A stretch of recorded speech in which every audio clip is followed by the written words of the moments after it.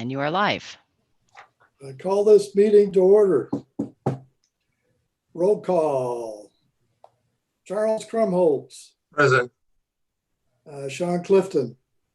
I think it could be extremely difficult. John. Here. Roger Hansel. Still not here. Are you? Mac Parkhill. Present. Tim Hansley.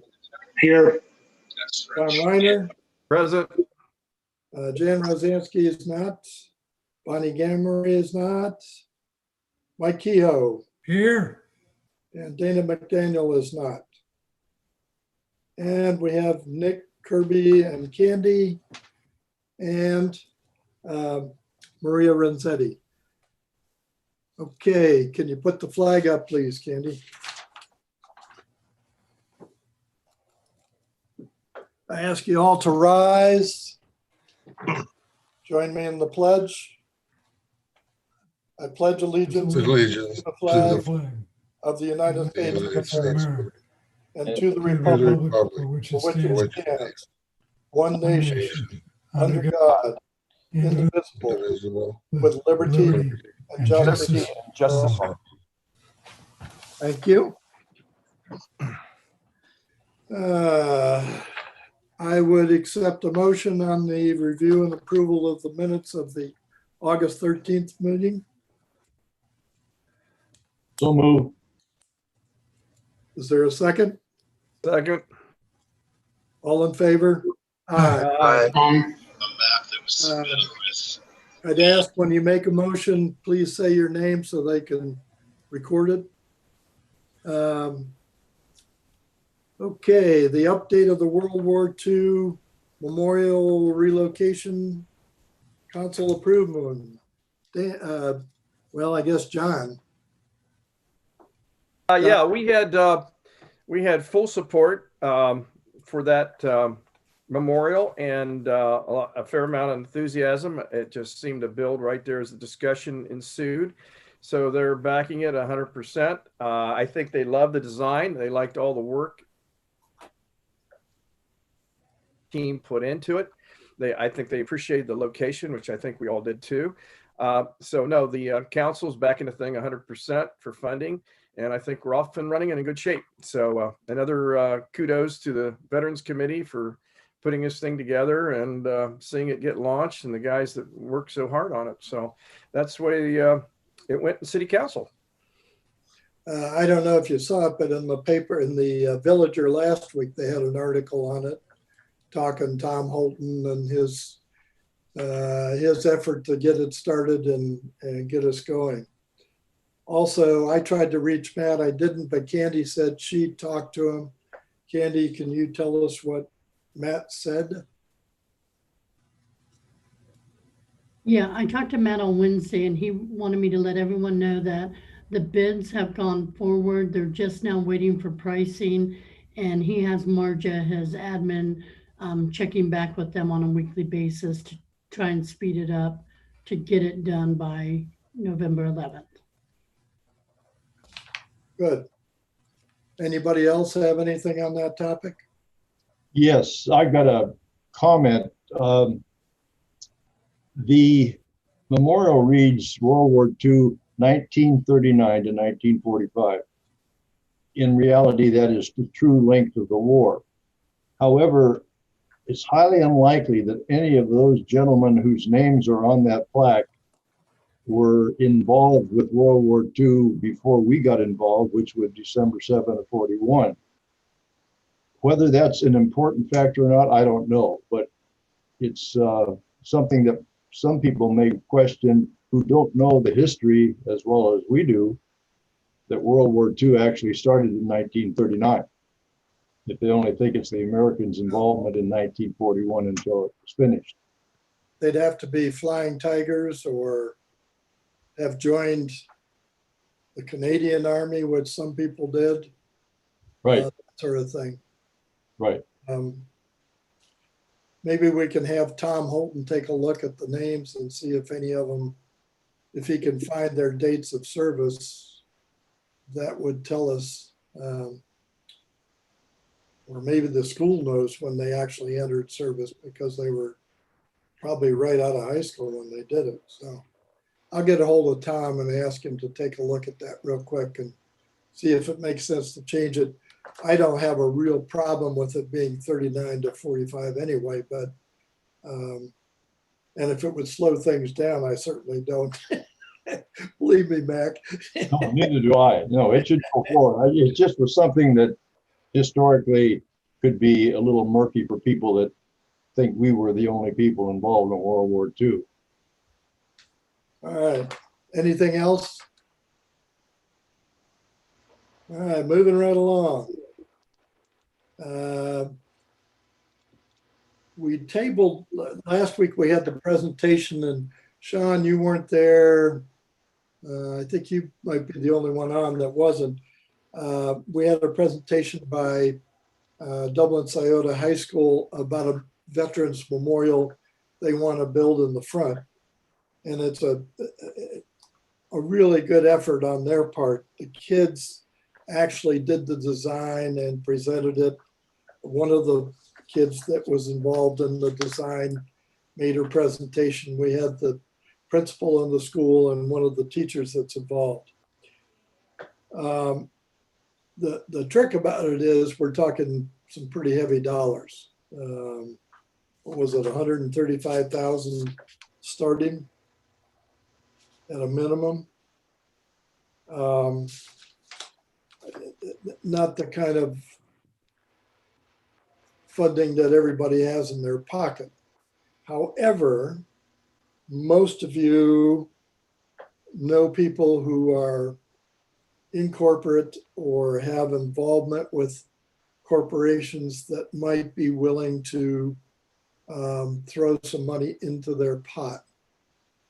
I would ask you to think on that.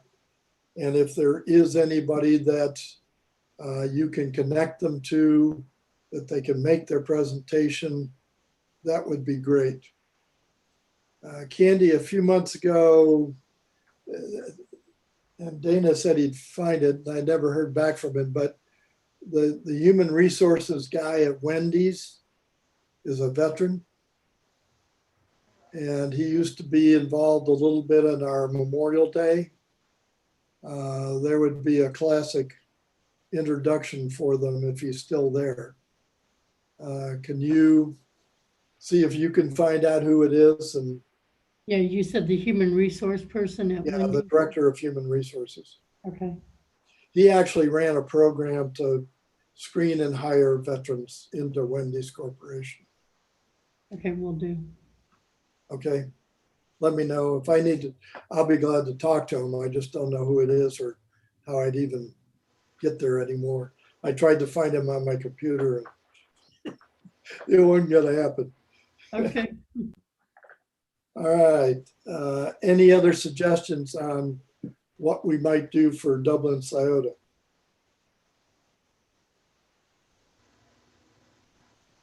Just from somebody who actually builds these things, I thought the bid price, that they were talking about, Matt was talking about, was a little high.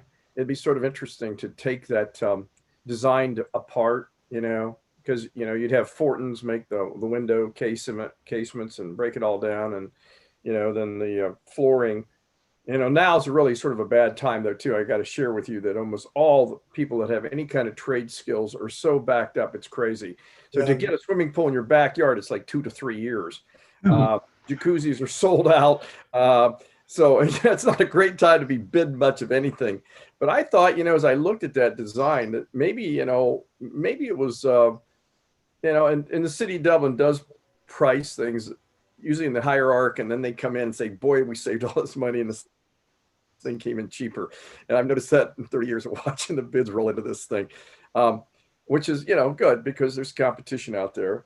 But yeah, so it'd be sort of interesting to get a copy of the plan and sort of just parcel our way through it, see what the flooring part of it would cost and the different vertical elements that were involved, and see where it really, really come in, if you were going to run out and build the thing. So if there's any way you can get me a copy of it, I can.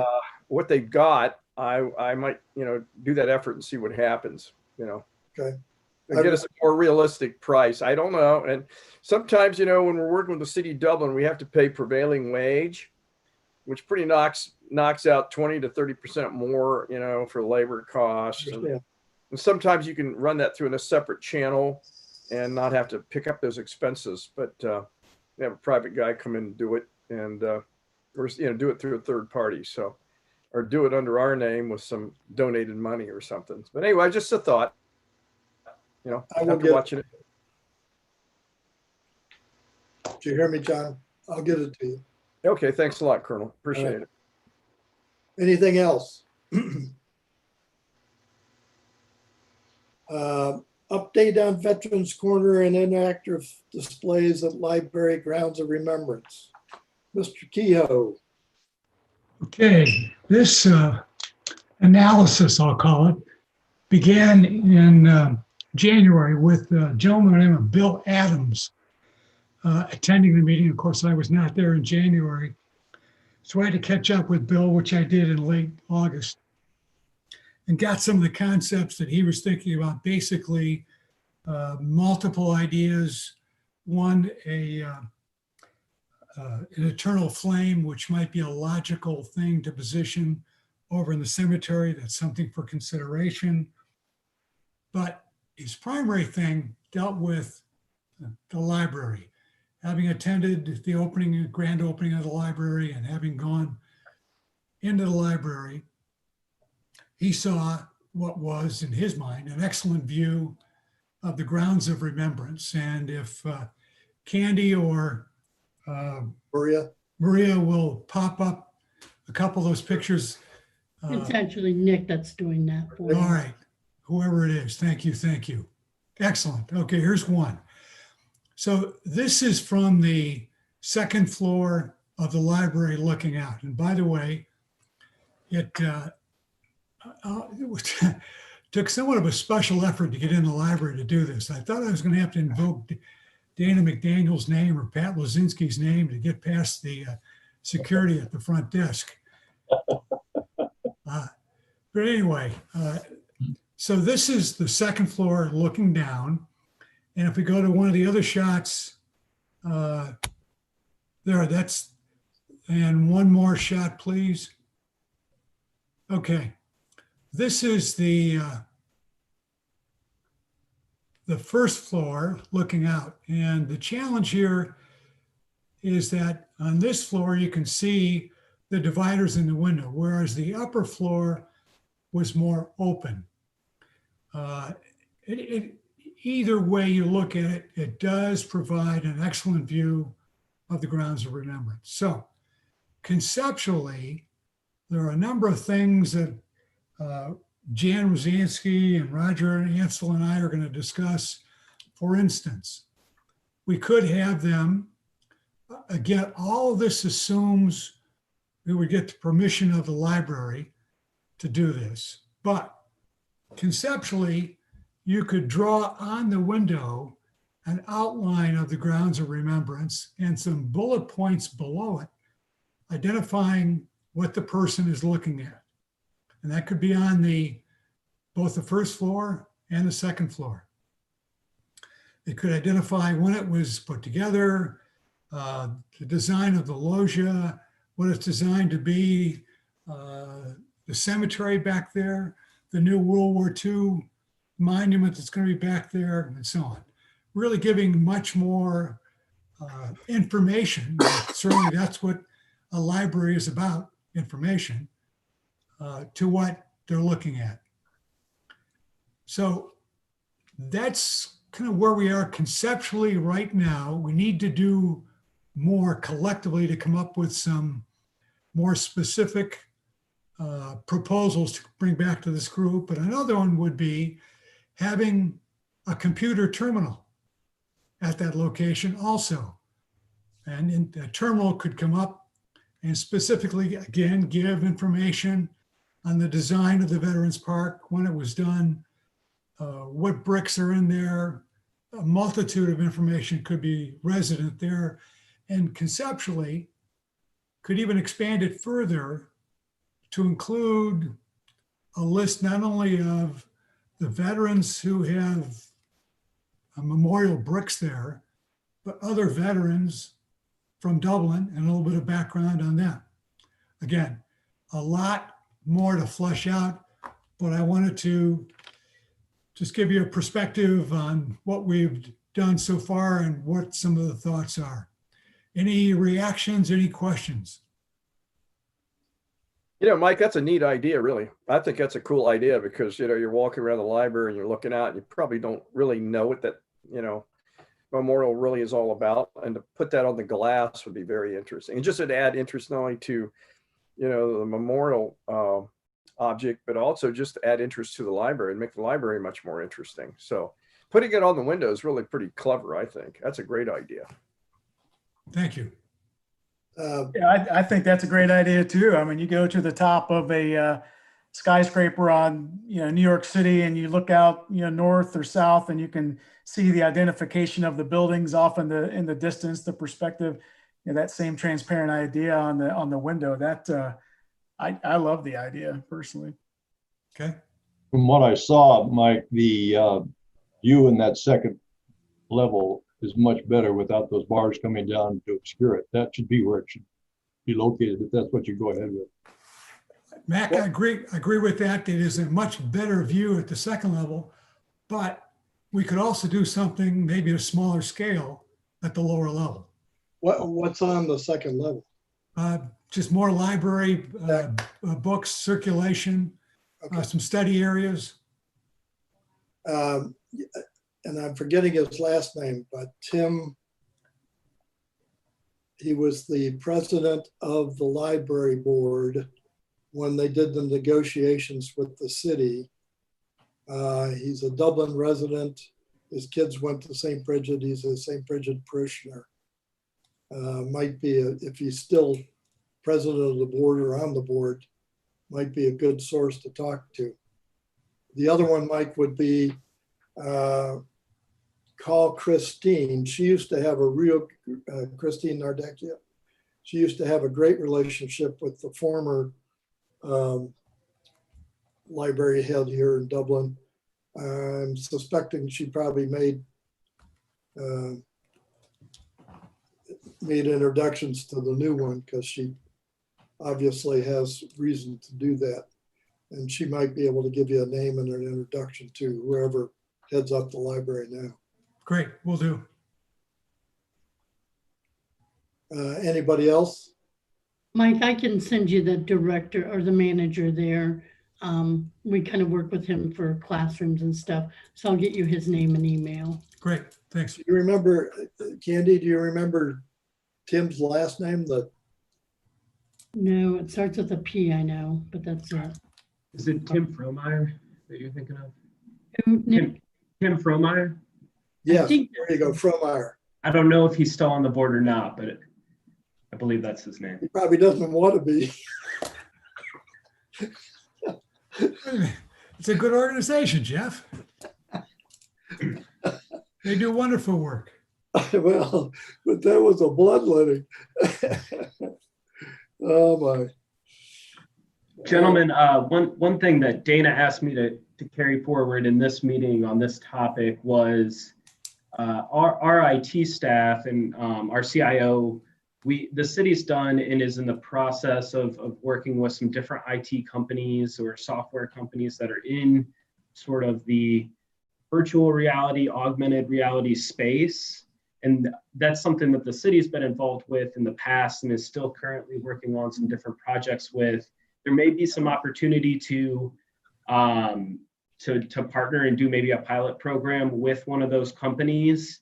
So staff could follow up and maybe get involved a little bit and see if there might be some opportunity there with, either with maybe some QR codes that, you put your phone over top of the camera, and it might sort of relay you some information on the park or on the memorial or what have you. So that's something that we can take back to our team and see if there's some opportunity there as well. Thanks. Okay. Anything else on that topic? Sean, Yes, sir. Update on Purple Heart project. Yes, so the timing worked out pretty well. Yesterday, we were able to meet with Dana and then 2 representatives of the Military Order of the Purple Heart out of the Dayton area. Randy Housen, if you remember the presentation I gave, I think it was back in January or something. A couple of those slides had Randy, talking on the news, and he's just real busy with the process of getting cities proclamated as Purple Heart cities, working the Purple Heart Trail, the Purple Heart Highway. He's that is his passion as a representative of that nonprofit organization. But he came out, we sat down, we hung out in the new boardroom, and went over all the details. We have basically like a 3-point, 4-point plan. It's pretty simple, really. Just our board, our Veterans Advisory Committee, just needs to recommend that our city be proclamated as a Purple Heart city. City Council would approve that, and then we would go through the process of actually writing it up, drafting it up, getting it approved. Proclamation versus resolution. I'm not sure. Dana had mentioned something about the difference between those two and how to go through that process. But first step with this, with the monument or the art piece, if we want to go that far, is getting our city officially recognized as a Purple Heart city. That's just a couple of administrative pieces. Again, just recommending that to the City Council, having them approve that, draft it up. Once it's drafted and written and we all agree upon it, there does need to be a bit of a formal presentation from the Military Order of the Purple Heart. They'll come out with their color guard. We'll have an official recognition. We'll read the proclamation, and we'll get some type of a media release, maybe local news involved in that ceremony. So we were talking about that whole process, timelines with that. A lot of that's going to be administrative behind the scenes. Really nothing physical going on. But when it comes to the official ceremony, we will have to agree upon a date and time and location for that. We basically wrote off 2020. I think everybody just wants to fast forward to the spring of 2021 and get through all this stuff. So our initial recommendation is just, let's get the proclamation approved and written. Let's all stare at it, make sure it looks nice. And then once we've got those 2 attack points controlled, then we'll pick a time and a date sometime in the spring or summer of 2021. Even if we make it August 7th of 2021, and anybody that's a Purple Heart Medal recipient knows that August 7th is a formal Purple Heart Day. That would be, to me, I think that would be a pretty cool time to have that ceremony on August 7th. That gives us several months to get all this stuff dialed in, get the media releases out, get all that good stuff, let COVID settle down and the world kind of settle into to this new election cycle. But that's really the update. We've got our committee recommends to City Council approves, we get this proclamation written, and then we just figure out when and where we want to have the official ceremony. Hey, Sean, is that, I know Dana would be the person that handle this, and Candy might know too. Is that a proclamation? Is that a resolution? What are we asking for? Not that there's going to be any problem with it either, whether it's one or the other. It's, we need some guidance on the best way to do this and how the other cities did it, whether it's a proclamation or a resolution, or it wouldn't be an ordinance of any kind, but that'd be cool. And I could see City Council backing this. So if we get this put together, present it to them, I could see where this thing would take off and get through there pretty quick. Yeah, I would love for this to, and again, it was really Dana that brought that point up, proclamation versus resolution. Randy Housen gave us several examples from other cities, Mason, Ohio, Kettering, Beaver Creek, several cities, several examples, why their city chose one over the other, even townships, local townships. We kicked around the idea of not only the city of Dublin being recognized as a Purple Heart city, but get Washington Township recognized as a Purple Heart Township. And then we can kind of come together and do some things in a partnership way between the township and the city as well. But those are all talking points for maybe the next meeting. But yeah, that's kind of up to us or you or the city officials as far as, the proclamation resolution. But we do have drafts, templates, examples. Mr. Housen forwarded those to us last night. Candy's got a copy and Dana's got a copy. We can pull those up, email those out. But yeah, just those next steps are getting it in front of city council and then start drafting this thing up. Sean, the township idea isn't too bad either, because, that township happens to have some moolah that it can invest into the project. Well, I think that's what kicked off that conversation, trying to get the township involved was, once we get to the phase 3 or 4 of this Purple Heart project, we're talking monuments, art projects, actually purchasing or investing in something.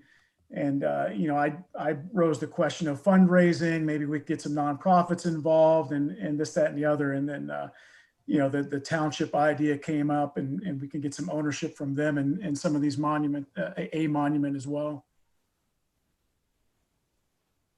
All right.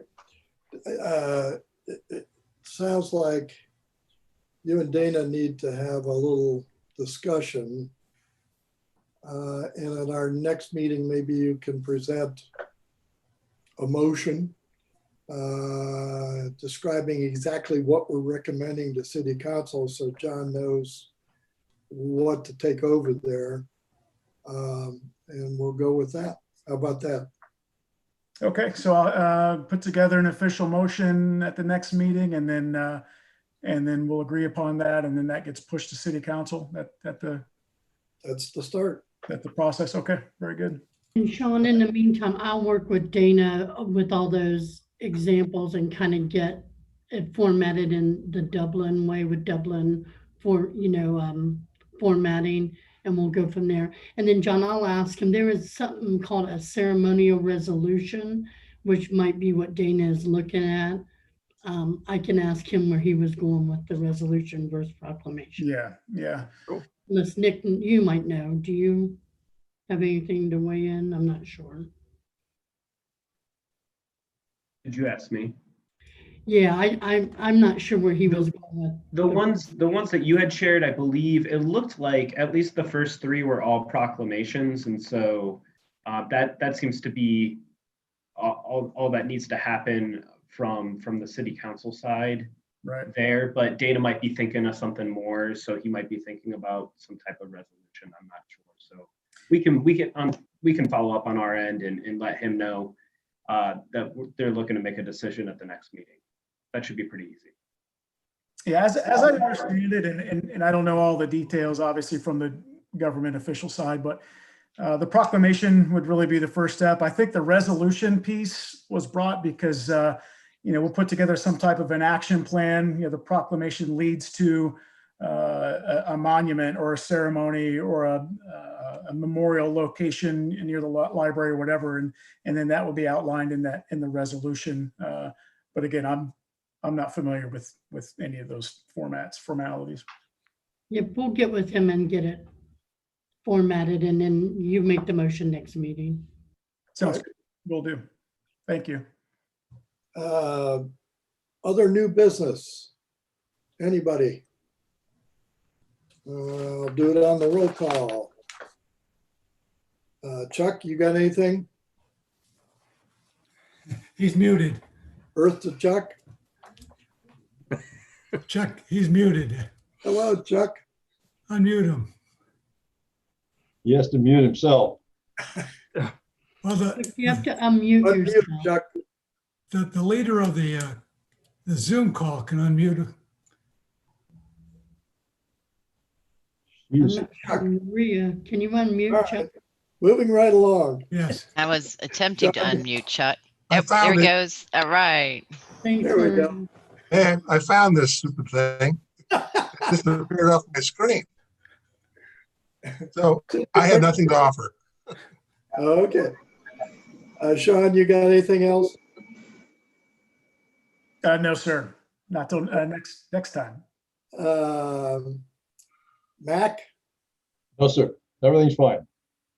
Tim, you still with us? Nothing from the Coast Guard at this time. Mr. Reiner, Nothing to report at this time. Thank you. Mike? Nothing for the committee, but I will give you a call right after this, Jeff. Okay. The only other item I have is right now we're showing the next upcoming meetings as October 15th, November 12th, December 10th, and January 14th.